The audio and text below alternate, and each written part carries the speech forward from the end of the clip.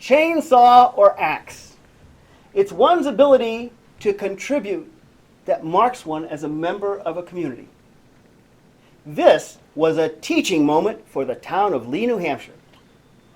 Being raised in the city as an orphan, my dad, Harold, had no experience with outdoor equipment of any kind. But when they asked for able-bodied volunteers to help clear the lot for the Massway Elementary School in Lee, New Hampshire, he offered to assist. Well, Harold, you ever cut down a tree with a chainsaw? No. Ever drop a tree with an axe? No. Not really sure what use you can be to us. You going to feed the crew? Oh, no. Everybody brings their own food. I'll handle it.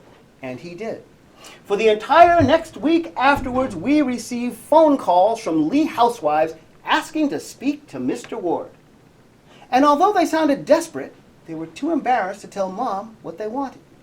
But whatever the problem was, it had to be solved. Finally, they contacted Marion Stevens, a woman who was known to be a friend of Dad's. She called him at 8:45 one evening. Hi, Harold. This is Marion Stevens. Yes?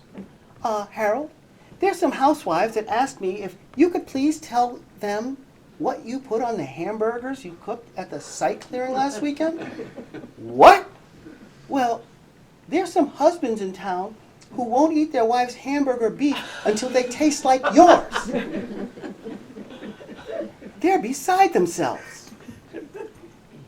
Their husbands worked in the woods and fields. As country wives, they were the primary caregiver and responsible for the feeding of the family unit. There was nothing more devastating than having your primary meal rejected by your husband. Dad was, if nothing else, a gentleman, so he told her. The next Saturday, he went down to the First National Food Store in Newmarket, New Hampshire. Charlie LeBranch, the store manager, hustled up to him. Harold, what the heck did you do? What? I've got all these women coming down from Lee and calling the store asking for Worcestershire sauce. I usually sell a bottle every 6 months. Now it's flying off the shelves. I can't keep it in stock. Salt, pepper, and Worcestershire sauce? Dad laughed so hard that he cried. And so it was that the colored man who did not know how to use a chainsaw or an axe introduced Worcestershire sauce to the good people of Lee, New Hampshire.